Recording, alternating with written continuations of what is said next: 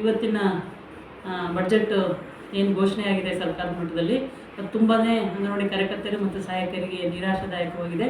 ಯಾಕಪ್ಪ ಅಂದರೆ ನಾವು ಕಳೆದ ಜನವರಿಯಲ್ಲಿ 22ನೇ ತಾರೀಕಿಂದ ಅನಿರ್ದಿಷ್ಟಾವಧಿ ಮುಷ್ಕರವನ್ನು ಹಮ್ಮಿಕೊಂಡು ನಾವು ಏನೆಲ್ಲ ಕೆಲಸ ಮಾಡ್ತೀವಿ ಇಲಾಖೆಯಲ್ಲಿ ಆ ಕೆಲಸಗಳನ್ನು ಮನವರಿಕೆ ಮಾಡಿ ಸರ್ಕಾರಕ್ಕೆ ನಾವು 50 ವರ್ಷ ಏನು ಕಾಲಿಡ್ತಾ ಇದ್ದೀವಿ. LCDS ಪ್ರಾರಂಭವಾಗಿ 50 ವರ್ಷ ಆಗ್ತಾಯಿದೆ.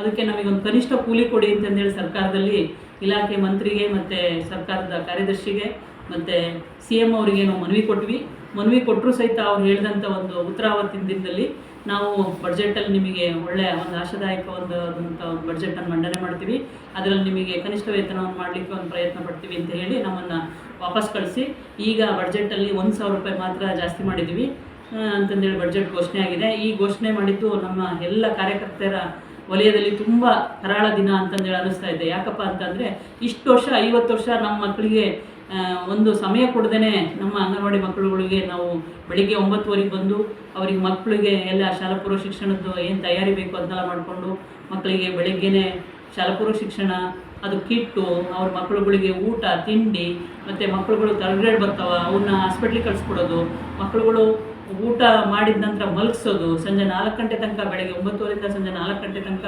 ಕೂತು ನಾವು ಮಕ್ಕಳನ್ನ ನೋಡಿಕೊಂಡು ಚೆನ್ನಾಗಿ ನಮ್ಮ ಮಕ್ಕಳಿಗಿಂತ ಚೆನ್ನಾಗಿ ಬೆಳೆಸೋವಂಥ ಒಂದು ವ್ಯವಸ್ಥೆ ಆಗಬೇಕು. ಅದ್ರ ಜೊತೆಗೆ ಒಳ್ಳೆಯ ಪೌಷ್ಟಿಕ ಗುಣಮಟ್ಟದ ಆಹಾರ ಕೊಟ್ಟು ಅದ್ರ ಜೊತೆಗೆ ಒಳ್ಳೆಯ ಶಿಕ್ಷಣ ಕೊಡ್ತಾಯಿದ್ವಿ. ಮತ್ತು ಬೇರೆ ಬೇರೆ ಇಲಾಖೆಯ ಕೆಲಸಗಳ ಸರ್ವೆಗಳು ಮತ್ತು ನಮ್ಮ ಇಲಾಖೆಯಲ್ಲಿ ಗೃಹಲಕ್ಷ್ಮಿ ಇರ್ಬೋದು, ಭಾಗ್ಯಲಕ್ಷ್ಮಿ ಇರ್ಬೋದು, ಈ ಥರ ಹೆಚ್ಚುವರಿ ಕೆಲಸಗಳನ್ನೆಲ್ಲನೂ ಮಾಡ್ಕೊಂಡು ಬರ್ತಾ ಈಗ 50 ವರ್ಷ ಕಾಲಿಟ್ಟಿದ್ದೀವಿ. 50ನೇ ವರ್ಷಕ್ಕಾದರೂ ನಾವು ಗೌರವಧನ ಅನ್ನೋ ಸೇವೆನ ತೆಗೆದು ನಮ್ಮ ಕನಿಷ್ಠ ವೇತನ ಸಿಗಬೇಕು ಅಂತ ನಾನು ಸರ್ಕಾರಕ್ಕೆ ಮನವಿ ಮಾಡಿಕೊಂಡು ನಾವು ಅನಿರ್ದಿಷ್ಟಾವಧಿ ಮುಷ್ಕರದಲ್ಲಿ ಹೋದಾಗ ಸರ್ಕಾರ ಕೊಟ್ಟಂಥ ಹುಸಿ ಭರವಸೆನ ಈಗ ಸಾಬೀತು ಮಾಡಿದೆ.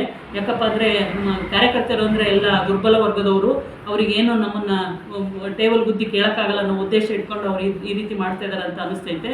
ಬಟ್ ಮುಂದಿನ ದಿನಗಳಲ್ಲಿ ಸರ್ಕಾರ ಯಾವ ರೀತಿ ನಮ್ಮಿಂದ ಓಟನ್ನು ತಗೊಂಡು ಅವರು ಸರ್ಕಾರ ಮಾಡ್ತಾ ಇದ್ದಾರೆ, ಆ ಸರ್ಕಾರ ಬೀಳಿಸುವಂಥ ಒಂದು ಪ್ರಯತ್ನ ನಮ್ಮಲ್ಲೇ ಆಗಬೇಕು ಅಂತಂದೇಳಿ ನಾವು ತೀರ್ಮಾನ ತೊಗೋಬೇಕಾಗುತ್ತೆ.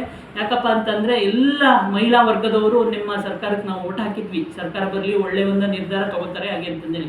ಬಟ್ ಆದರೂ ಕೂಡ ನಮಗೆ ಮಹಿಳಾ ಶ್ರಮಿಕ ವರ್ಗದವರು ಕಷ್ಟಪಟ್ಟು ಕೆಲಸ ಮಾಡ್ತೀವಿ. ಕೆಳಗಡೆ ಮಟ್ಟದಲ್ಲಿ ಗ್ರಾಸ್ರೂಟ್ ಲೆವೆಲಲ್ಲಿ ಕೆಲಸ ಮಾಡುವಂಥ ಕೆಲಸಗಳು ಜನರಿಗೆ ತಲುಪುವಂಥ ಸಮಾಜ ಸೇವೆಯಲ್ಲಿ ಏನು ಜನರಿಗೆ ತಲುಪಬೇಕು, ಸರ್ಕಾರದ ಹೊಸ ಯೋಜನೆಗಳು ಏನು ಬರ್ತವೆ ಯೋಜನೆಗಳೆಲ್ಲ ಪ್ರಾಮಾಣಿಕವಾಗಿ ಜನರಿಗೆ ತಲುಪಿಸುವಂಥ ಒಂದು ವ್ಯವಸ್ಥೆ ಅಂಗನವಾಡಿ ಕಾರ್ಯಕರ್ತರು ಸರ್ಕಾರದ ಜೊತೆ ಸೇತುವೆಯಾಗಿ ಕೆಲಸ ಮಾಡ್ತಾಯಿದ್ವಿ. ಆ ಸೇತುವೆಯಾಗಿ ಕೆಲಸ ಮಾಡಿದಂಥ ಕಾರ್ಯಕರ್ತರಿಗೆ ಈ ದಿನ ನೀವು ಬಡ್ಜೆಟಲ್ಲಿ ಒಂದು ಕನಿಷ್ಠ ವೇತನ ನಿಗದಿಪಡಿಸೋಕ್ಕಾಗಲಿಲ್ಲ ಅಂತಂದರೆ ತುಂಬ ಬೇಸರ ಆಗ್ತಾಯಿದೆ.